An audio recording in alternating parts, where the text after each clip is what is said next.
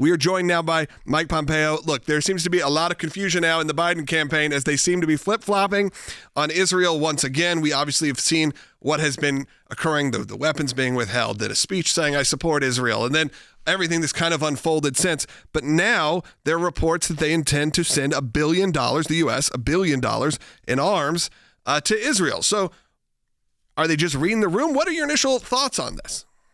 Look, the Biden administration wants it all ways. They don't want any accountability, any responsibility. So they are at the same time telling the pro-Hamas left wing of their party, hey, we're putting restraints on Israel. And then they're telling the vast majority of the American people who understand that Israel needs the assistance to wipe out Hamas, who killed 1,000 of them, and who continue to hold Americans hostage. We're going to send $1 billion in arms sales. The truth is, this $1 billion, that's a joke when President Biden says this. This is going to be delivered over a couple of years. It will not be timely. The Biden administration has held up weapons that were ready to be delivered. And so this is essentially a three-card money for Israeli arms. And that's unfortunate. The United States should be full-throatedly helping Israel defeat Hamas, put pressure on Iran, and keep Americans safe and get our young men and women home as well. Mr. Secretary, if you're Israel, what's the message you're getting from President Biden over these last few months, whether it be the forcing on hostage negotiations, whether it be don't go into Rafah, the bait and switch with these arms, as we've just discussed? How do you think the Israeli government and military leadership are feeling about the connection with the United States government at this point? We don't have to guess. We know exactly. I've been there. I've heard from others. They no longer have confidence that when it really matters, when you hit the point of a maximum need, that the United States may or may not be there, depending on what happens in Dearborn, Michigan. And that's a little bit cynical, but not too much, because that's the reality of what the Israeli leadership is facing today. And so the message to them is not only we're not going to provide the operational and tactical support that you need, but we're not going to provide the moral support and political clarity that the world needs to see from the United States of America. When your Secretary of State, Secretary Blinken, says, gosh, if they go into Gaza, it'll be hard to tell the difference between them and Hamas, the Israelis and Hamas. That is off the rails. That is a fundamental misunderstanding of who the good actors here and who the evil actors are here. And it's also a message to the rest of the world.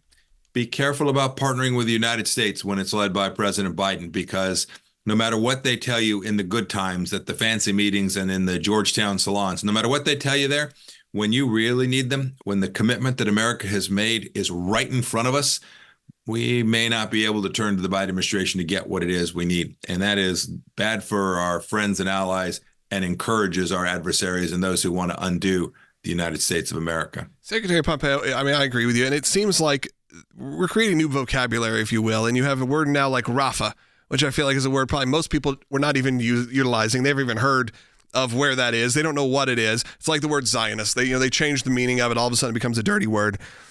The Biden administration seemed to say that a lot. They publicly oppose what's going on in Rafah and the Rafah invasion, if you will. But now, quietly, sending more munitions and doing what needs to be done.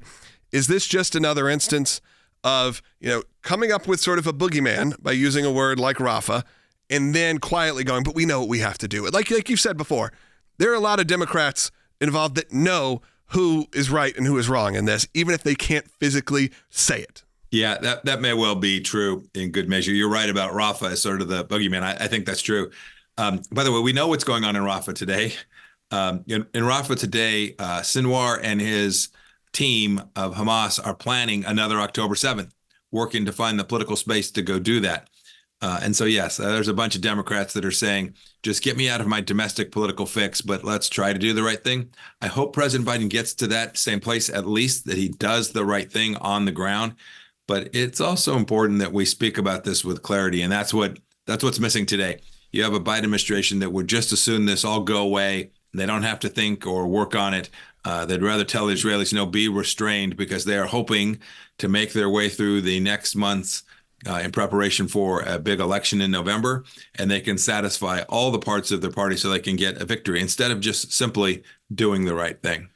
You brought up the election in November, and obviously we talk about all these foreign policy issues as they reflect on the way they're politically playing out here at home. And we saw this move by President Biden to challenge President Trump to a debate out of the blue after he's had rough weeks politically, whether it be decisions that are criticized that are not hard enough, or they're too soft, or you see the chaos on campuses. Do you think that the Biden administration and the campaign is feeling the fire of negative polls and disarray at home and needs some sort of a Hail Mary here at this point? Undoubtedly. I call it a Hail Joe, right? Hoping like heck that they can trip the former President Trump up or have a great moment in a debate. I think that's undoubtedly the reason they've now said, yes, we'll go do this. We know that President Biden will struggle. We've seen him in speeches. He's not likely to be particularly successful. And most importantly, he doesn't have a narrative that can explain to the American people why it is they feel like their life is not as good as it was just 3 or 4 years ago.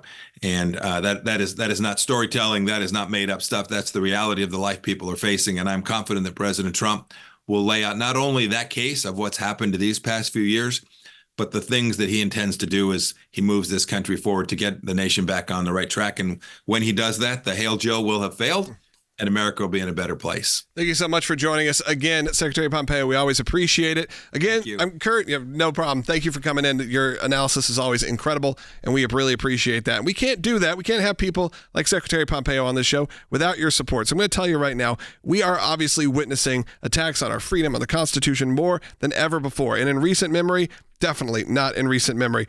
Remember, we've already done some successful work in these situations. We already defeated the left's attempt to remove Trump from the ballot.